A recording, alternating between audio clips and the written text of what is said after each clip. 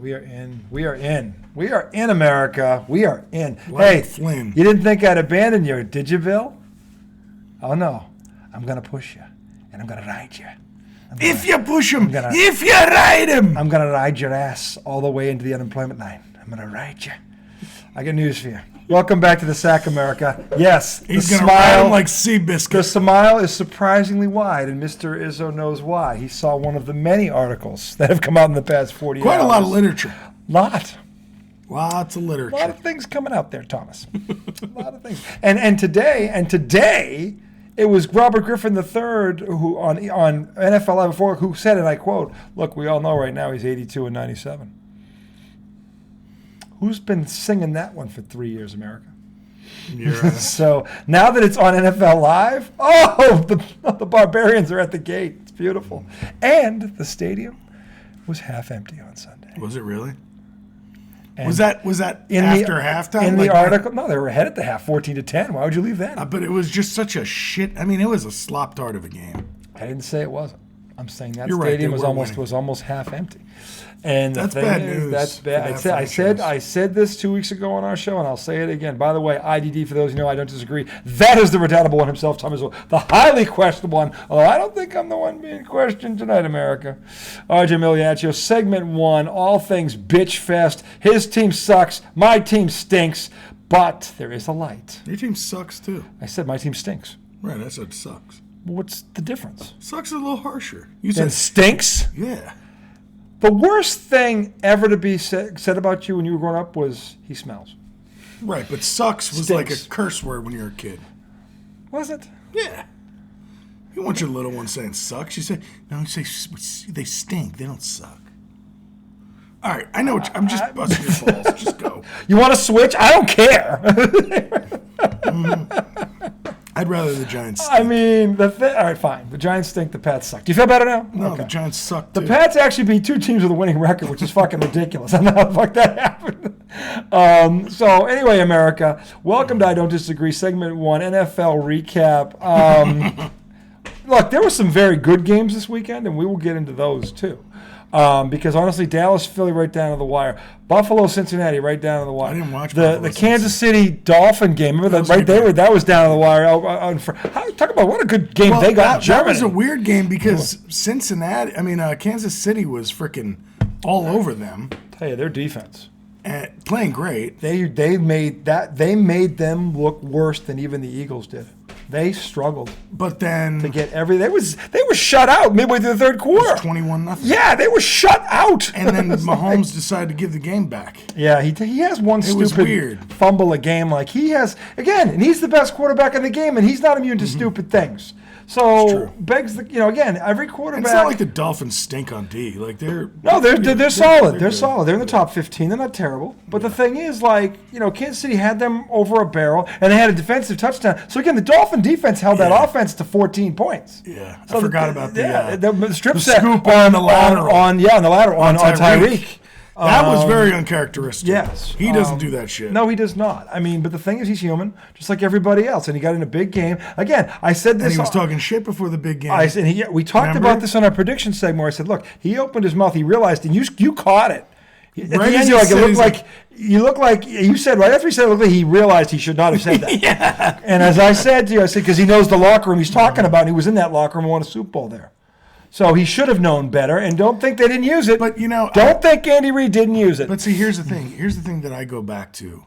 I always used to think about bulletin board material in terms of how the other team uses it. Yeah. You made me change my perspective on it when the Celtics were in the finals against the Warriors, and somebody said, "We're not scared of them."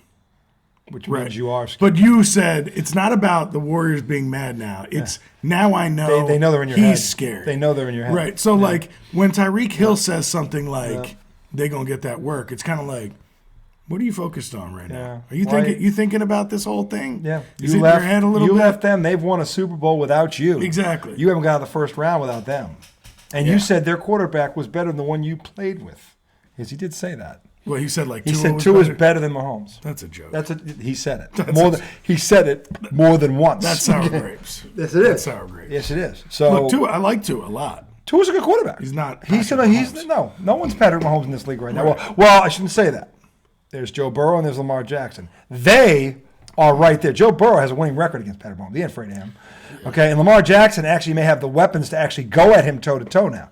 So I got news for you. Right now in the AFC, it's Ravens, Bengals, Chiefs in my book. Yeah. Those are the top 3 right now in that order. And if the Jags still haven't played their best football. No, they haven't, and they're dangerous because they've got their records. They're 6-2. They're 6-2. Yeah. So you can't. They have 2 losses. They lost to the Chiefs and the Houston Texans. By the way, Coach of the Year right now. D'Amico Ryan. Oh yeah. Did you see what CJ-Stroud did, America? Holy shitballs. 470-5 on Tampa's D. Okay, just that was a good D. He did that too. Who is their offensive coordinator? Do you even know the name? No. Quarterback coach? Nope. That staff is getting the absolute most out of CJ-Stroud. They've got 2 running backs. They've got receivers. They got the tight end Schultz. They've got weapons. And Remember when they signed Schultz away from Dallas, and you were like, "Why did Dallas let him go?" I'm telling you, he had 7 for. I'm telling you. Although Ferguson looked pretty damn good against the Eagles over the He can play. I'm not saying they didn't draft a good guy, but why not have 2? 2 are better than 1. Yeah. Okay. Well, I think Ferguson's an older guy. I think Schoonmaker is the other. I think that's the guy they drafted early. Ferguson wasn't? I think Ferguson might have just been a guy they had. Well, he looks. I mean, he's playing like a number 1. He plays like a first-round draft pick. So maybe I'm wrong about that. But anyway, I mean that look. But Houston is coming. Great job, D'Amico. Great job by Rams. And I got news for you. You don't want to believe this, America? They're a contender. Fuck yeah.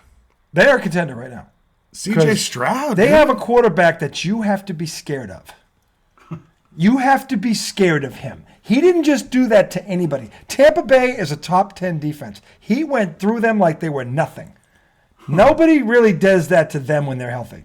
He went through them like they were nothing. And Baker Mayfield had a hell of a game, and no one's talking about it because this kid looked like he should have been the number 1 pick in the draft, not the kid for Carolina. Not Bryce Young. No, did you see Baker? I mean, Baker thought he won the game. I thought Baker won the game. I think you thought that too. There wasn't enough time left. Well, remember you and I were going back and forth because you were like, "Oh, you glad I talked you into that one time?" And then CJ-Stroud comes down and fucking and scores in 40 seconds, and I go, "Oh yeah, I'm really glad you talked me into that one." I didn't think both of them were so improbable. I didn't think anybody could do that to Tampa Bay's defense if it was healthy.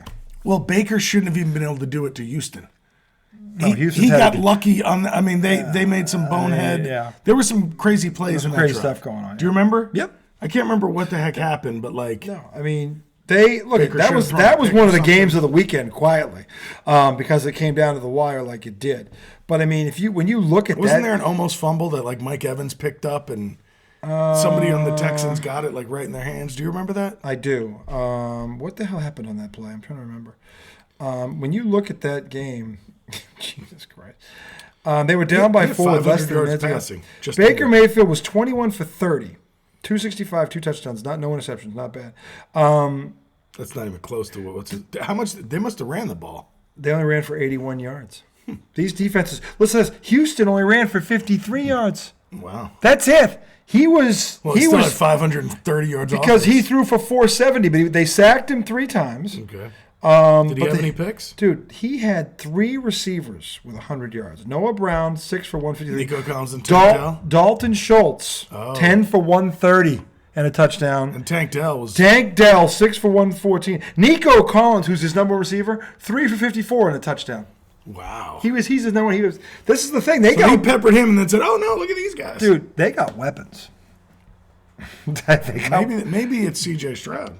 But dude, they got to still catch the ball. Yeah. We can listen. I tell you what, Patrick Mahomes could write a book on this right now. How to make my life miserable by my receiving corps. Hey, how about Mac? You think Mac Jones could forward by Mac Jones, baby? How many times can I hit the guy in the hands and he's just going to fucking drop it? I mean, give me a fucking break. No, how believe many me. Have? The Pats, 5 drops. Well, I've seen stats but again, America, remember, it's all Mac's fault. I've seen stats on Daniel Jones, like since he came in the league, his receivers have like the worst drop They drop more and yet it's all Daniel Jones' fault. Yeah. Drop implies, America, that the ball hit both hands. Okay? Because if it hits one, they kind of let those ones. But if it hits you on both hands, and you don't hold on, that's called the drop, America. The fact that the Giants receivers, that tells you all you need to know about the unfair evaluation of Daniel Jones. Because honestly, if you're and Patrick Mahomes has proven this year, you can put the ball right there and he gets a pass because he's Patrick Mahomes. Why do these other players get a pass? Patrick Mahomes still has Travis Kelce. Last time I checked, he's a first ballot Hall of Famer. I got news for you. Daniel Jones don't have no first ballot Hall of Famer in his passing game right now. And Mac Jones doesn't have a 3. Okay? So what the fuck are you looking at, America? I swear to God. If I read one more stupid article from one more stupid media person going, Mac needs to go, and then they turn around and they keep showing the replays of the 50-yard bomb that this dickhead Rieger dropped and should have. That was right on the hands. And then the one over the middle of Juju Smith, who 2-3 plays earlier made a tough catch. A great catch. Remember that catch? On the ground. Yeah. Right? He pulled it off the ground.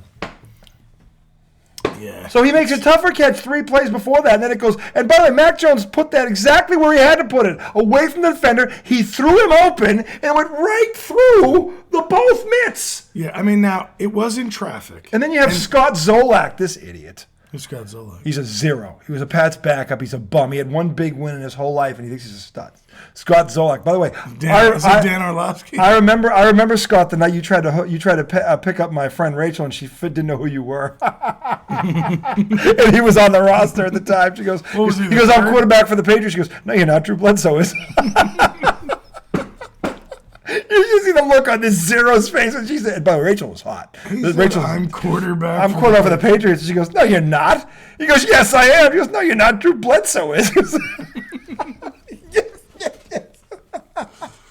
Oh, it was beautiful. Oh, can I have one of those golden delicious? Of course you can. Anyway, back to the ranting and the raving. Yeah, Daniel Jones has been unfairly evaluated because if you know that already, how can you evaluate the kid? I know. It's just fan frustration at a point. Of course it is. You just get tired of seeing the same thing. So whoever's fault it is eventually kind of becomes irrelevant when you keep getting the same results as a team. Just get rid of everybody. Well, yeah, when you keep getting the same results from your team and they're consistently bad results, eventually you're just like, no, it's this guy too. It's that guy. It's everybody I'm looking at. It's their fault. Yep. When that's not always the case. Not always the case. It really sucks right now to be a Giants fan. I mean, because honestly, they're talking like and here's the problem. They're going to get rid of him. And I want to ask this question to America. Because honestly, none of you are and this is really a boy, because the Patriots are saying the same thing about Mac Jones. He's got to go. Another subpar. A little bit of a different situation. Well, he doesn't have big money. He's still on a rookie deal. He doesn't have big money. He hasn't been there as long as Daniel Jones. Nope. And he didn't just tear his ACL. No, but Daniel Jones just did take him to the playoffs. I know. And their offensive line is god-awful. I know. That's not the quarterback's fault. Mm-hmm. If you can't, I don't care. Here's the thing. In order to rebuild, they need to get rid of that Daniel Jones money. They actually need restructure the deal or give him an option. We restructure or you cut you. Maybe that's. I'd give him the option first to restructure. Look, here's the thing, Daniel. You don't need all that money. Here's how I would put it to them. All that money is going to go towards medical bills if you don't restructure. You know why? Because we need that money to put an offensive line on so you can be upright. I don't think that can happen right now. If you restructure his deal, it could. But I don't know that. The Giants and the Patriots are both going to pick in the top 10. Is it safe to say right now, Tom? Yeah. What's the first pick they should both make? Offensive line. Okay, but here's what I'm trying to tell you, is that I don't think he would be allowed to restructure the first 2 years of his deal because those were the guaranteed So $80 pay million. him for one more year and then restructure. You got 2 years. Potential. It's not a big deal. It's not a big contract. I know. And the salary cap's going up. Look, and this is the thing about you Mac Jones haters, you fucking morons. You Karen Gorgans, you idiots of the world, who think that because you watch the game. Gorgan? Yeah, she's a reporter who said, oh, we've seen enough evidence on Mac, he needs to go. No, Karen, we haven't. You know why, Karen, you dumb bitch? Because they're 28th in the NFL in rushing. Is that Mac Jones' fault? No. Okay? They don't have any. There isn't a receiver on that roster that could start for another team in this league right now. There isn't one. Okay? So shut the fuck up, Karen Gorgan, you stupid bitch. I'm sick and tired of people like you. Jesus. No, because when you read this article, I know. When she you acts say like stupid bitch, it sounds so venomous. It is venomous. If you read the article, you'd be venomous too. It's meant to be venomous because she doesn't know what the hell she's talking about. Mac Jones did not pick the receiving corps. If that dickhead that you worship had drafted DK Metcalf or A.J. Brown or freaking, what's his name, McLaurin, who torched him on Sunday for the fucking Commanders, Tom Brady never would have left in the first place. What were McLaurin's numbers? I don't remember. It's somewhere in the under the vomit. Didn't he have like 100 and almost 200 It's yards? somewhere under the vomit. Okay, because I threw. Hey, look, I was trying to bitch about my Giants. I'm sorry. We'll go back to the bitching. Don't worry. There's plenty to go around. But anyway, you totally accosted my but the question is this, and this is for the Danny Jones haters. If you draft a QB first and you put him in this situation, how is this going to improve it? Yeah, no, that's you're going to kill that kid. Whoever that kid you draft is, you're going to kill him. Okay? So if you think getting rid of Mac Jones or Daniel Jones is going to solve the problem, like that's the number. Quarterback is not the number one problem on these teams. Not even close. It's not even close. It's the offensive line. So here's what you have to do. It's like what the Eagles did. Okay? When they weren't sure about Hurts, what did they do? Well, no, not. I'm talking about before Hurts. Before they were unsure about Hurts. Hurts wasn't a number one draft pick. Nope. Hurts was a guy they got in what, second or third Second round, I think. Yeah. And it was while they were building the rest of their team. Yeah. If you spend early picks on quarterbacks when 60% of your team isn't filled out, you're going to fall apart. Yep. It's rarely going to work out. Build from the trenches. Every good team is built and then trenches. Move out that way. Yep. And make sure once you do go for a franchise person, you have weapons around them, because otherwise it's bullshit anyway.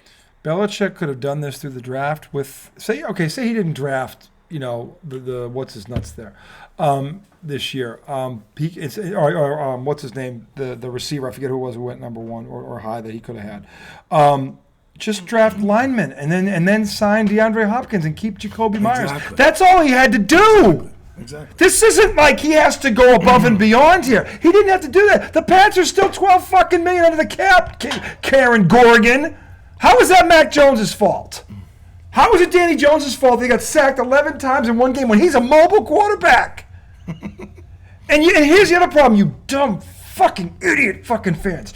You want to know why Mac Jones and Danny Dimes have happy feet? Because they don't have 2 seconds to throw a fucking football. You get hit enough times, you'll have happy feet too. Oh, his mechanics are screwed up. Why do you think his mechanics are screwed up, you stupid fucks? Because he has no time. He can't get to his fifth step in his drop, much less go through his reads. I don't understand why his mechanics are so fucked up. I don't get why he doesn't step into his throws anymore, Tom. I don't get why he suddenly has happy feet. I don't know. Maybe it was the 8 fucking concussions he gotten sacked. You stupid error. Oh, I can't stand it. I would say like 1 out of every 2 sacks they probably get concussed.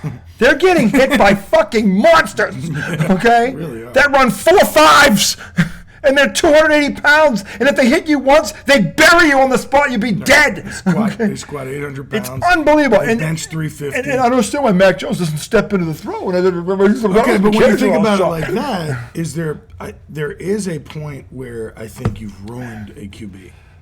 I don't think Mac is at that stage. I think Daniel Jones could be at that stage. Well, the one thing Mike Greenberg said that made sense, and you said it before. You actually nailed this. The Giants have been drafting linemen. Mm-hmm. They just keep fucking missing. Yeah. My response to that was, well, fucking fire the scouting department. They clearly don't know what the fuck they're looking at. Go back to the drawing board.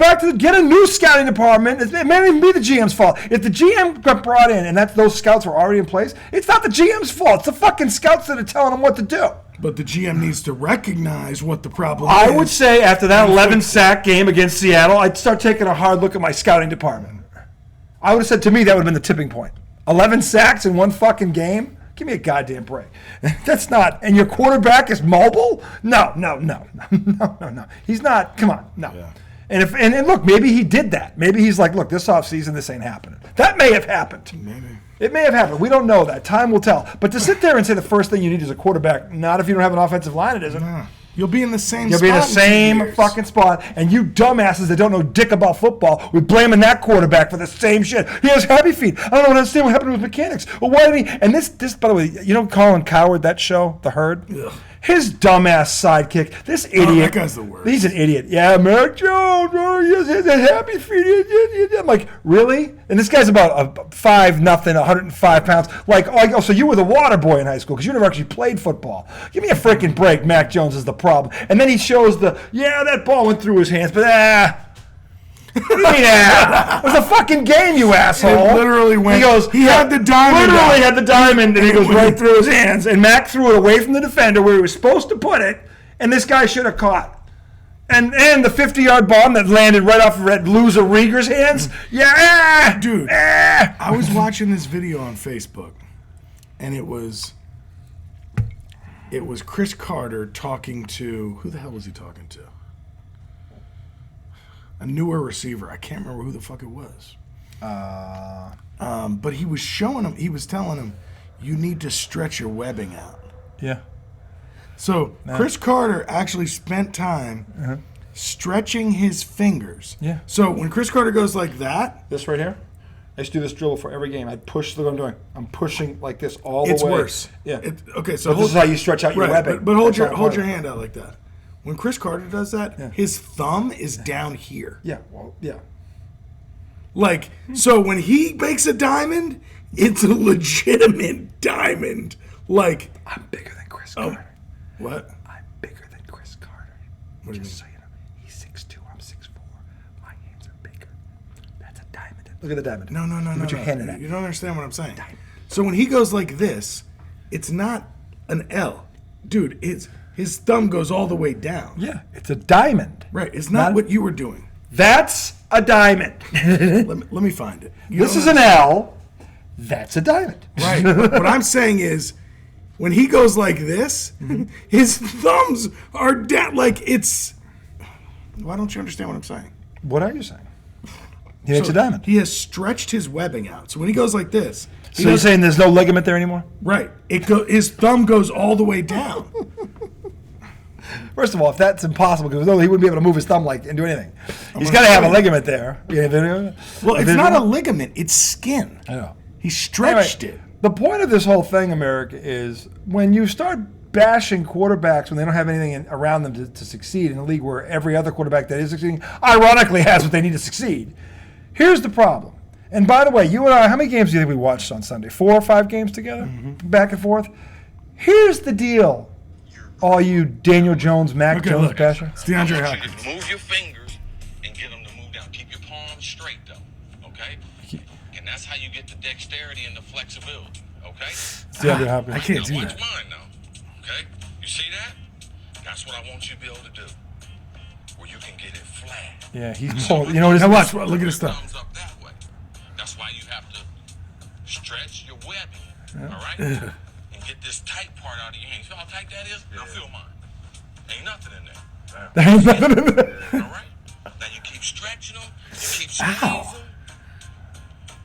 You're gonna have me in trouble in me. That's how you get better. That's how you get better. Now see my thumb? Oh, his thumb's down there. See how far down it is? down It's there. like. Your thumb is up like this. Yeah. You see that? Yeah, My he's thumb down there. Now that's better for a catcher's mitt than snatching. Because I always got my thumb behind it compared to my thumb on the point. How long you been doing that? Interesting. Long time. How many decades you been doing Exactly. that? That's the even more impressive. know, He has the knuckles. You can't see this. His knuckles are all the way back. Right. It's back like he that. can bend his fingers Yeah. all the way back. It's like all the ligaments are gone. He's like, Which one is your strong?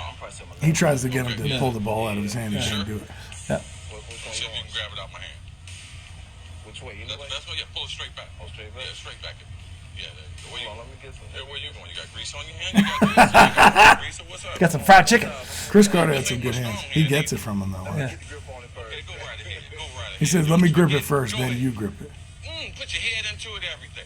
Give it to. Oh, that was better. He finally got him. Third try, got him. It's all right. Anyway, the bottom line is Do you this. see what I'm trying to say? It was a Yeah. little. He stretched this skin. He's been doing. He did it for 18 years. Yes. Yeah, that might look like that if he did it for 18 years. Yeah. The thing is this: we watched 4 or 5 games this weekend, and all I keep hearing about was when Danny Jones was playing and Mac Jones is, oh, this guy had 3 or 4 or 5 bad throws. You know what's funny? Dak Prescott had 3 or 4 bad throws on Sunday. Jalen Hurts had 3 or 4 bad throws on Sunday. Know what the difference Okay. is? Joe Burrow had 3 or 4 bad throws Know on what the Sunday. difference is? What? What's around them? is The what people they're difference. throwing Me too. to catch the other shit. I'm saying you can't sit there and this Daniel Bedard, this other idiot who's a Pats beat writer, and he's like right there. He's like got his little notepad. He's jotting down everything. He can tell you when the offensive lineman shakes his nut. Okay, Mac this guy Jones picked a wedgie on 3rd down. This Can guy you believe that? doesn't seem to get that a quarterback. The reason why it's the hardest position in sports is because it is the most dependent position in sports. And I don't understand why Daniel Bedard, who's such an expert, hasn't figured that out by now. If the Pats just had a running game, they'd be over 500. They're 28th in did run rushing. the ball good over the weekend. They ran for 86 yards. That's it. That's it. I guess. Sorry. So when And actually, 64 of that was look one play. I know, when I look It at was one play. I look at Ramondre Stevenson's fantasy output, and it makes me think they had a good run game. That was his best game of the season. Yeah. And his longest. And it That was wasn't the great. longest touchdown run of his career. 64 yards. That was the running game. One fucking play. Yeah. You take that play out of it, So they ran for like 30 yards maybe. So that's very It's deceiving. deceptive. It was one Yeah, play deceiving. where it broke. I'm saying the bottom line is, and I'm saying every quarterback in this league had 3 or 4 bad throws in the game. Even Mr. Rookie of the Year there, who was 470, he had 12 incompletions. He had a couple of bad throws too. Why are they all getting the pass when they have a couple of bad throws? You know why? Because they have people around them that they can make it up, help them. They need help. Everybody needs help. Okay, Mac Jones and Daniel Dimes don't have a lot of help right now. And it starts with the offensive lines because they're both in the bottom 5. This is not a coincidence. They're both in the bottom 5 in the league, the offensive lines, in running the football. And that is why the quarterbacks are getting crushed or can't do what they need to do. They can't run block. They can't pass block. They can't do anything. Can't do anything. If you want to know how you get happy feet, America, if at the end of your 3-step drop, they're already breathing down your neck. You don't have a chance to set. So you know what you start doing after you hit 5 or 6 times? You start anticipating getting hit, and now you're trying to get the ball before you get it, and you're not setting your feet. This is where the mechanics start to go south. Because now you're trying to get rid of the ball before you get fucking killed. No, That's because you have an offensive line. Once you take a blind side shot, I never played football like that. I played backyard football. I've never experienced dropping back and getting blindsided by a guy who's 3 times as hard, strong, big, whatever you want to say. He's 2 of you, basically. Right. I've never experienced something like that. I could only imagine that happens a couple times and you get your bell rung. And your neck gets snapped back, and you landed on your There's shoulder. no way that can't be the first thing on your mind Yep, when you drop back. that's right. There's no way. There's no way. No fucking way. Unless And you're if it's- an animal. If it's happening every fucking game, Right. what do you think happens over the course of 4 or 5 weeks? Last year, at least last year, and Matt Patricia was awful, but the Pats had a running game. That's why they won 8 games, because they could still run the ball. Okay? You take away and this is why I made my prediction was, their offensive line preseason was rated top 5 in the league. Yeah. So I'm like, okay, well, if they're not going to go get this guy, what they're going to do is they're going to run the ball, play action pass. They have the 2 nines. Now, that all works if you can run the ball. If you're 28th in the league in rushing, None of you're it works. fucked. Nothing works. Okay? That's why this is the thing. He should have built through the draft, signed DeAndre Hopkins, kept Jacoby Myers. All of this could have happened, and they wouldn't be in this mess. They have lost, of their 7 losses, 4 of them are 1-score games, and the Miami game was 24. They wound up being 31-17. They scored at the end. 4 of them are 1-score games, and that Miami game was a late score to make it 31. That was a 1-score game, too, of the 7 losses. And they can't run the ball. And you want to know why this kid's getting killed? Because no one has any fear of the play action because they can't run the ball. Okay, no. Why can't the tight ends get open? Because they can't run the ball. They can't freeze the second level. Because no one believes they're going to be able to run the ball because the line sucks. The Giants got the same fucking problem. If Saquon Barkley wasn't back there, no one would give a shit. If Saquon's there, they can run. Because he can make people miss. Right. Saquon Barkley can make you miss behind the line of scrimmage. The Pats don't have a guy like that. Yeah. So this is the problem. So the tough part about the Giants situation is like, I'm trying to think what they could have done differently in the offseason. And in actuality, I think they'd be in this regardless of what they do. Well, if their scouting department is as bad as everybody is saying it without saying it, because Mike Greenberg is saying on First Take, they've been drafting linemen for a decade. What Mike Greenberg is saying is their scouting department has no fucking clue what they're looking at when it comes to linemen. That's what he's saying. Well, the only thing about that is they have one of the top-rated tackles in all of football. There's in 5. Andrew Thomas. Okay, they got 1 right. No, I understand. Well, so then they also drafted a center this year. He's hurt. He's hurt. Dimes is hurt. Tyrod Taylor's hurt. So I'm trying to look at them objectively and think, okay, has Dable been making mistakes? Did the GM make mistakes? Or is this season just going to end up in the shitter regardless? I mean, if all these things happen, Daniel Jones getting hurt, your backup getting hurt. I would sit Saquon Barkley at this point. What are you risking him for? And honestly, I'd sign him to a deal because honestly, you need him. You can't replace him. I think that had an impact on the season. I don't know in what way, but in the offseason, they just should have done the right thing by him. Sign him to the 3-year deal. They should have done the right thing by him, and they didn't. And I think that impacted the team a little bit. It might have. Because they came in just different. Given how popular he is in that locker room. Yeah. I think it impacted the culture. And they know he's the best player on the team. Yeah. He's the best player on the team. Daniel Jones would tell you that. Yeah. Okay. It impacted the team. I don't know if that's what changed the culture, but certainly getting their ass blanked by Dallas in the first week, 40-0. See, that's an excuse. That was a real tough way to open the season. That's a team failure. Yeah. When you get beat 40-0, that's the whole fucking team. You can't blame one guy when you get beat that bad. And it was almost like from that moment on, Brian Dable just became this ball of anger that just yells at people on the sideline. Yeah.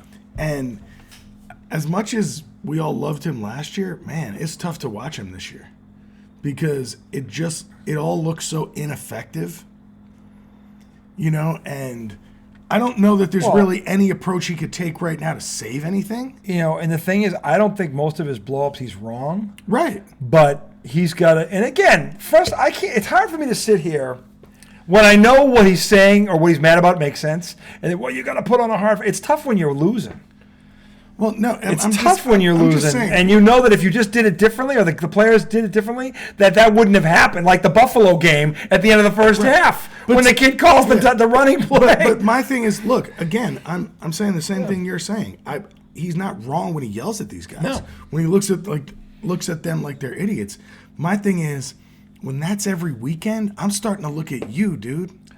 You know what I'm saying? Like, you can only look at those around you as if they're idiots for so long before you go, hey, I'm leading these people. Well, how come every Sunday I'm looking at them like they're dumb? Aren't I the one that's supposed to be preparing them? So my thing about him is like, you've got to change your approach. This whole, what the fuck are you doing, guys? It's not working. Hold yourself accountable because obviously you're not doing something right. And again, this is about, we talked about this. And this is the one thing I always gave Belichick credit for. He never blasted a guy in public. And I always say, he would always say in front of a microphone, look, we're not playing well enough. We're not coaching well enough. He would always throw that in there. We're not coaching well enough. He never, ever not said, whenever they lose, he always says, we got to coach better. We got to play better. It's the whole team. It's not one person. And at least he says that. So he's holding himself accountable too. At least he would always do that, and I respect him for that. Okay? But to your point about change your approach, the Patriots used to be a strong best special teams in the league. Now they're among the worst. Yeah. The penalties, that third and whatever, we were doing, oh my God, it cost them 2 minutes at the end of the game. Remember when they should have got off the field and the kid went off, light up in the neutral zone or whatever it was? Like, the Patriots never made mistakes like that. Yeah. They never did. Right. And at that point, you're looking at the coach going, how is this week 9 in a game, your season line, and you can't even line up on sides on a punt? Yeah. That's not good. That's my thing. I can only watch you get in your players' faces about these things so many times before I go, I think it's you, dog. Yeah, well, you know what I'm saying? Like, it's both. Sure, they're the ones that aren't executing, they're not but listening. You've got to understand why that keeps happening.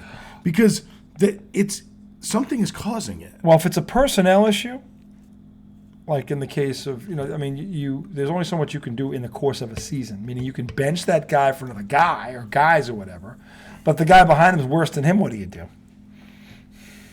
Well, you don't just keep looking at the guy like he's an idiot. If that's the best he can give you, then treat him with respect and fire him in the offseason. Right, exactly. Get rid of him later. If you're saying that's my only option, but it's like, well, maybe that's the case in some every time somebody comes off the field, he was yelling at Evan Neal. Yeah. What the fuck was that? They showed him on the sideline. What the fuck was that? And at some point, it's like, no. Like, the only guy that could get away with that was, who it was? There's one guy who got away with that, who could get away with it because of who he was. Bill Parcells. I saw Bill Parcells do that to a lot of players. Well, he could probably do it to Lawrence Taylor, and if you can do it to Lawrence Taylor, he did.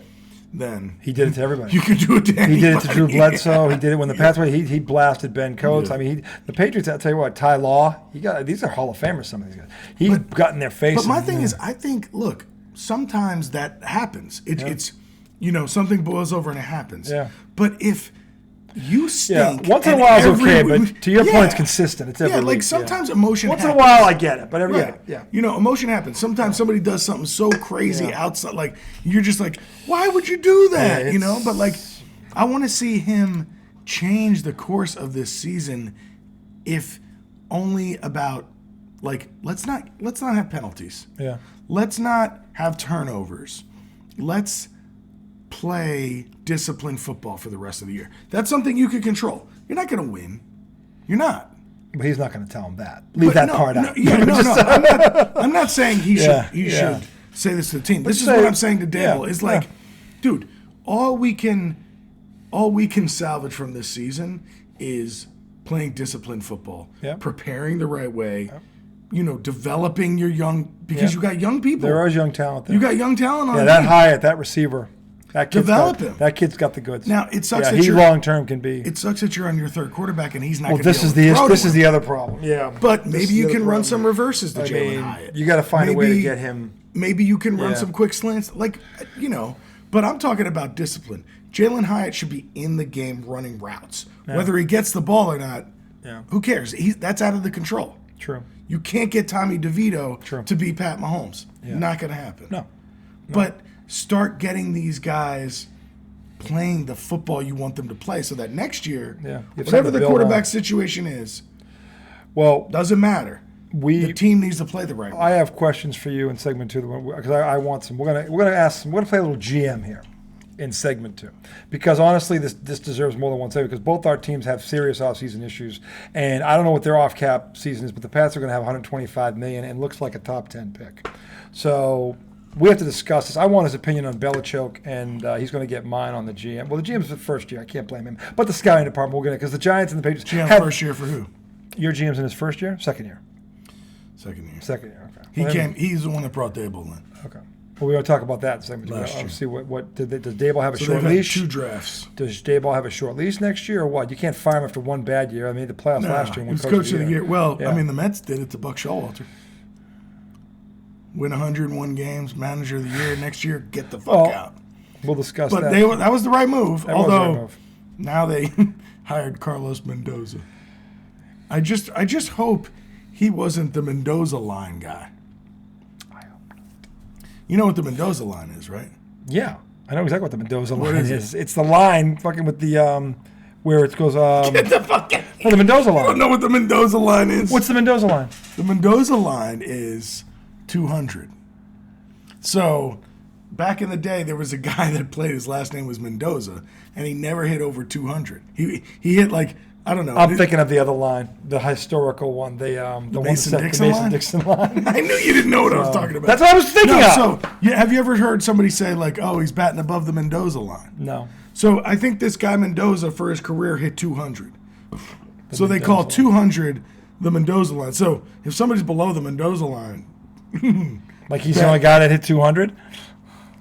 There's a million guys that hit 200. Why the Mendoza line? Why did he get that name? I don't know. What's so special about him? I don't know. It's just... That's where it comes from, this guy. We have a couple of guys like that. Brian Daubach, the Daubach line. We have a couple of guys like that in Red Sox history that you could point to. Well, Mendoza came first. He's did he? I don't know. Let's see. Anyway. Story of the Mendoza. I'm not going to keep talking about this. Why? It's important. No, it's not. Oh, my God. Come on, let's educate.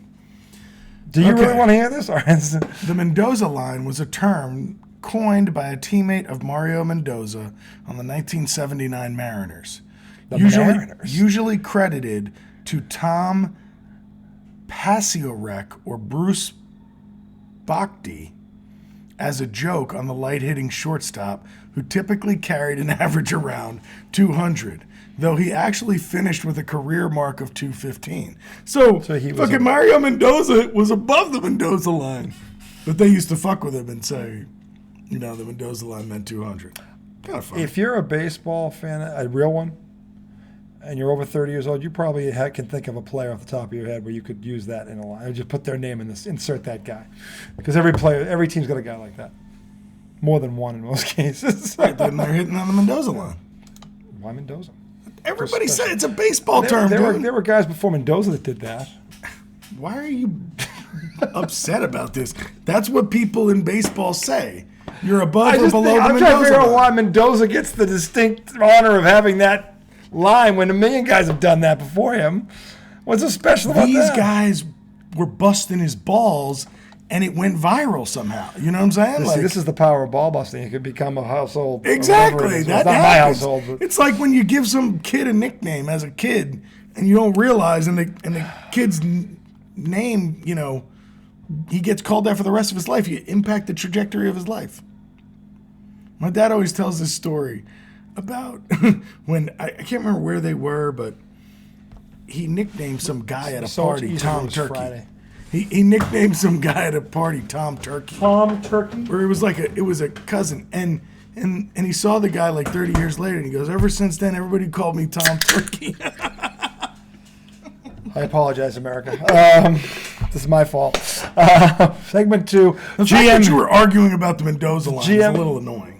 The fact that you care about it is even more annoying.